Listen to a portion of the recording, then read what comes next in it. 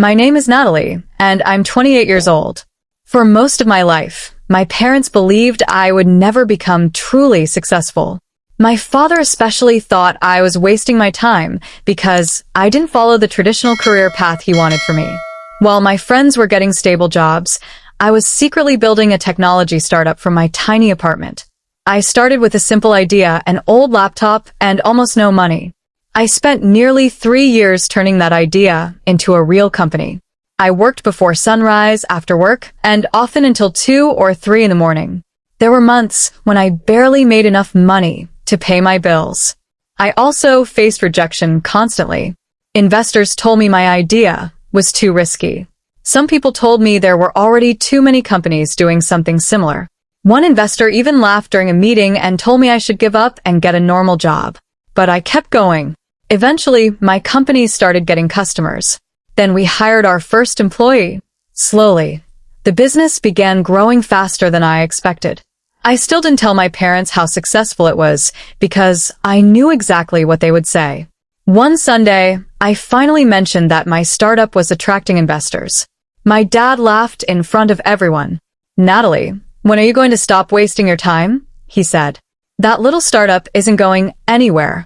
My mother agreed and told me I needed a stable career. I looked at them and simply said, "Maybe you're right."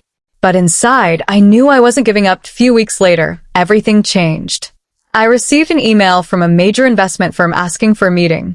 They had been watching my company for months. I flew to their office and presented our numbers, our technology, and our plans for expansion. They were impressed. After several meetings, they offered to invest in my company. Then they gave me news I never expected. Their valuation placed my startup at $40 million. I stared at the documents in disbelief. 3 years earlier, I had been working alone in a tiny apartment. Now professional investors believed my company was worth $40 million. I thought about calling my parents immediately, but I decided to wait. I wanted them to see it for themselves. A few days later, I went to their house with a folder. Dad opened the door and asked, "What are you doing here?" I smiled and said, "I wanted to show you something." We sat at the kitchen table. I placed the folder in front of him. He opened it and started reading. At first, he looked confused.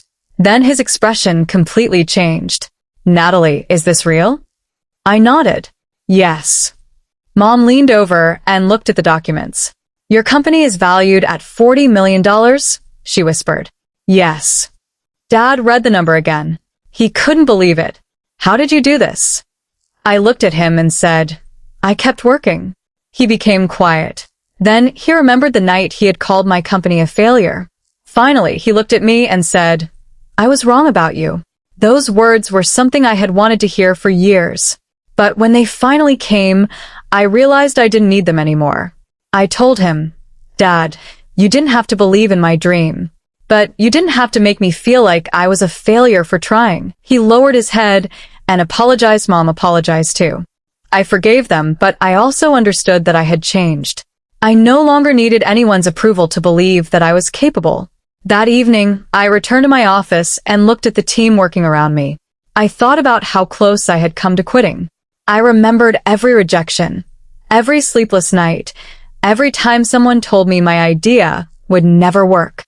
None of those moments mattered anymore. What mattered was that I kept moving forward. My parents had called my startup a failure because they only saw the early version of it. They saw the small apartment, the long hours, and the uncertainty. They never saw the potential behind it, and that taught me something I'll never forget. People will often judge your dream by what it looks like in the beginning. Don't let their opinion decide how far you take it. Keep building, keep learning, and keep going. One day, the same people who doubted you may finally ask how you did it.